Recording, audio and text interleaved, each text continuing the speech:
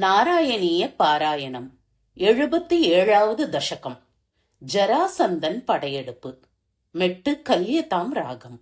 சைரந்திரியாஸ்ததனுச்சிரம் ஸ்மராதுராயா யாதோ புஸ்சுலலிதமுத்தவேன சார்த்தம் ஆவாசம் த்வதுபகமோத்சவம் சதைவ த்யாயந்த்யா பிரதிதினவாச சಜ್ಜಿಕಾಯಾः उपगदे त्वयि पूर्णमनोरथां प्रमदसम्भ्रमकम्प्रपयोधरां विविधमाननमाददतीं मुदा रहसितां रमयाञ्च कृषे सुखम्.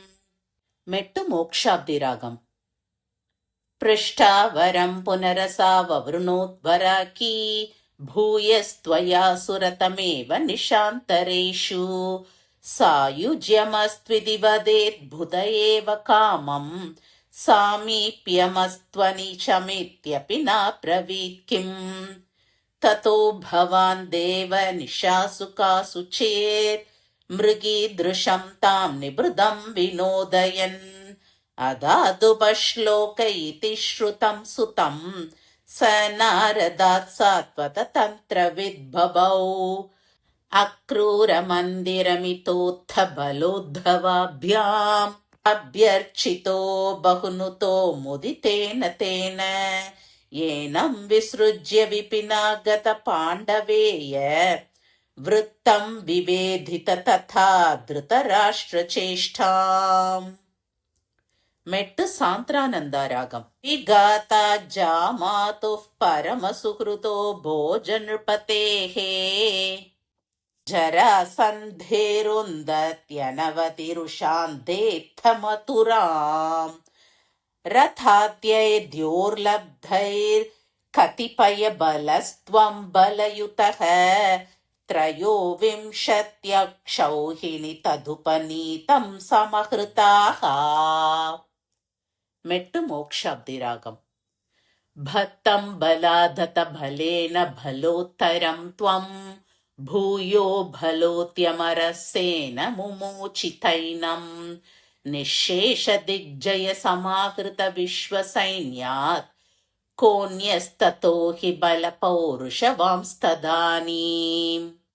भग्नः सलग्न हृदयोऽपि नृपै प्रणुन्नो युद्धं त्वयाभ्यधित षोडश कृत्व एवम् अक्षौहिणी शिव शिवास्य जगन्थ विष्णो सम्भूय सैकनवति त्रिशतं तदानीम्.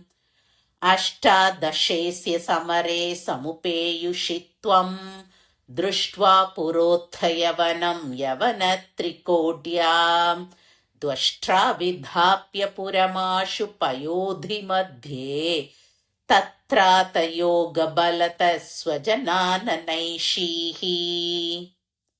मेट्टु सान्त्रानन्दारागम्.